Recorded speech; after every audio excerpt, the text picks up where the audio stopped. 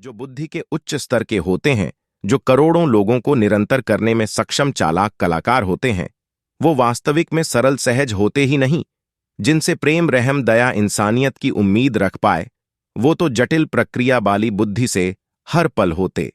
किसी भी मन में क्या चल रहा है उसको जानते समझते हैं।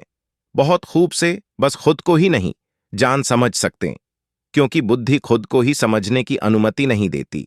शेष सब सारी कायनात को भी समझकर अहम ब्रह्मस्मि में भी होने की सक्षमता के साथ होता है।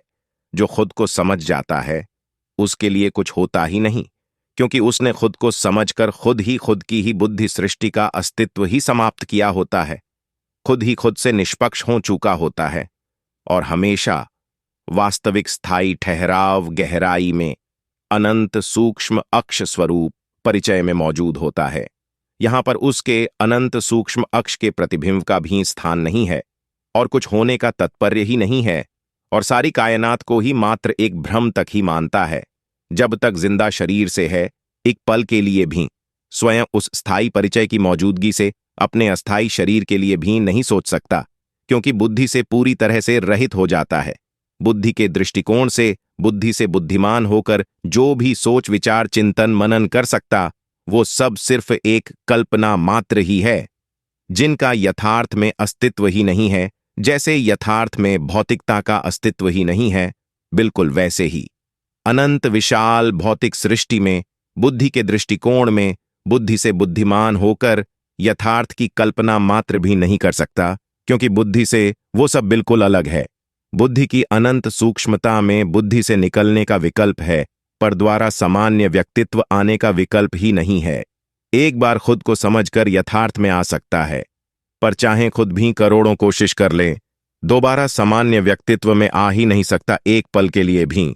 ऐसा सब करके देखा है, क्योंकि शेष जीवन निर्वाह करने के लिए कुछ करना पड़ता है, जिसके लिए एक पल के लिए बिल्कुल सोच ही नहीं बन पाती। इसलिए तय किया है, जब जीवन थोड़ा भी आशय लगेगा शरीर ही त्याग देंगे, क्योंकि जिस कारण इंसान शरीर मिला था वो कार्य पूरा हुआ और करने को कुछ शेष नहीं रहा। सारी कायनात में देखते हैं, साहिब जी ने भी यह शब्द दिया था कि अगर 1 करोड़ की भी जरूरत पड़े तो सिर्फ एक बार कहना, क्योंकि आपने हाथ में दिए थे संयोग के रूप में, जो आप वापस लेने का पूरा हक रखते हो। 20 लाख संख्या की उनकी संगत 35 वर्ष पहले की बात भूल गए होंगे, क्योंकि मैंने हमेशा दिए थे, उनसे कभी कृपा तक भी नहीं मांगी थी, क्योंकि उनसे कुछ भी अपना आज तक माना ही नहीं था।